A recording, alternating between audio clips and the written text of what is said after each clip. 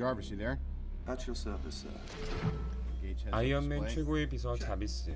음성인식 AI 비서인 자비스는 아이언맨에서 토니 스타크가 필요한 모든 데이터와 그에 따른 정보를 수집 및 분석해줍니다.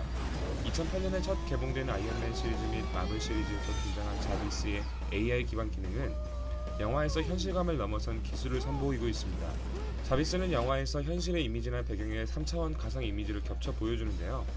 빅데이터, 사물 인터넷, 음성 AI 서비스를 기반으로 한 자비스는 실시간으로 토니가 원하는 정보, 이미지에 대한 정보를 분석 및 시각화해줍니다. 안녕하세요, 보이입니다.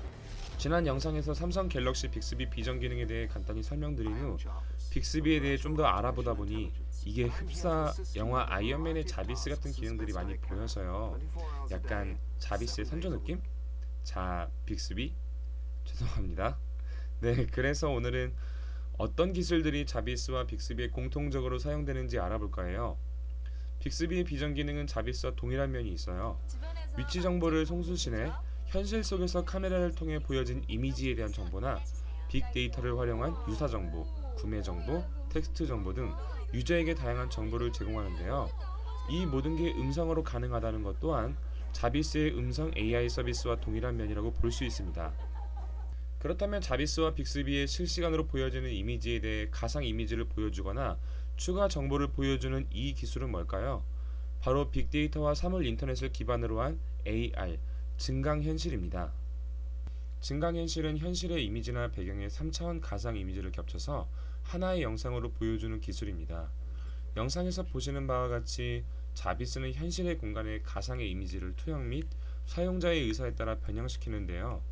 이 정도 기술력은 모든 증강현실 연구 기업의 꿈이겠죠? 현재 많은 기업들이 사용자가 언제 어디에서나 소지할 수 있는 스마트폰이나 태블릿 PC 등의 휴대기기를 대상으로 한 증강현실 기술에 주목하고 있습니다. 휴대기기를 대상으로 한 증강현실이 주목받는 이유는 바로 증강현실에 필요한 여러가지 까다로운 조건을 충족하는 디바이스이기 때문입니다. 증강현실을 구현시키기 위해서는 첫 번째로 지리적인 위치 정보 송수신이 가능해야 합니다.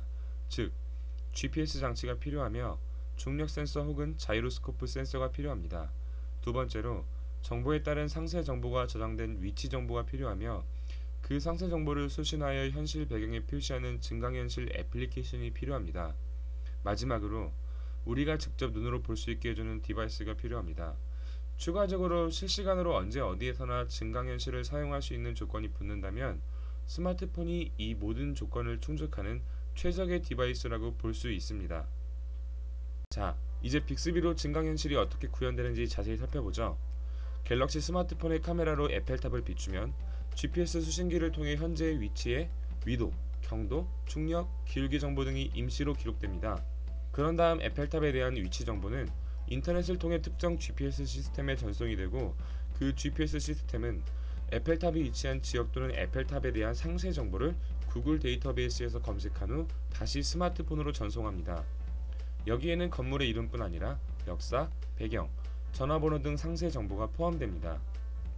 빅스비는 이러한 면에서 증강현실 애플리케이션의 기능을 가지고 있다고 볼 수 있는데요. 현재 카메라에 잡히는 이미지와 구글 데이터베이스에 저장된 정보를 매칭시켜 실시간으로 화면에 보여줍니다. 비록 영화에서의 자비스처럼 액정 밖의 공간에도 증강현실을 구현하는 기술에는 한참 못 미치지만 기술적인 면에서 근본이 같다고 볼 수 있지 않을까요? 자, 증강현실에 초점을 맞춰서 9월 15일 출시 예정인 갤럭시 노트 8을 살펴보죠. 저는 갤럭시 노트 8의 갤럭시 시리즈 최초로 탑재된 듀얼 카메라 기능에 주목을 했고 증강현실 기술과 연관을 지어보았습니다. 단순히 배경을 흐리게 해주는 아웃포커싱 기능만을 생각해서 듀얼 카메라를 탑재했다고 생각하지 않았기 때문이죠.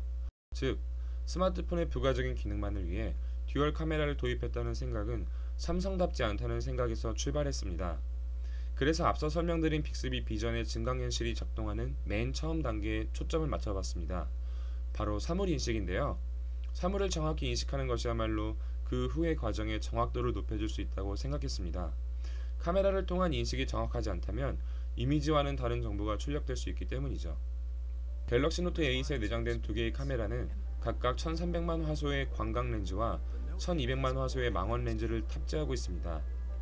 각각의 카메라가 다른 부분을 촬영해 이를 하나의 이미지로 합성하기 때문에 기존 스마트폰 카메라로 불가능한 사진 촬영이 가능합니다.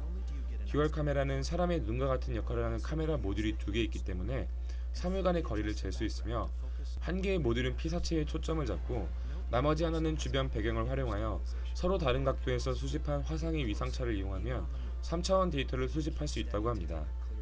이런 기능이 증강현실을 좀 더 명확히 구현하는 데 필수적인 요소라고 저는 생각합니다. 즉, 삼성 갤럭시 노트 8의 듀얼 카메라 탑재는 빅스비 비전 기능을 더욱 강력하게 하는 요소라고 볼 수 있습니다. 이런 여러가지 면을 종합해보면 빅스비는 자비스의 선조격이라고 볼 수 있지 않을까요? 초기 모델, 컴퓨터로 치자면 애니악 같은 느낌?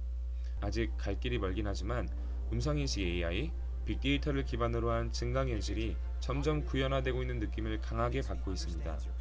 앞으로가 더욱더 기대되는 빅스비의 발전을 기대해봅니다. 오늘은 여기까지. 재미있으셨으면 좋아요와 구독하기 부탁드려요. 안녕.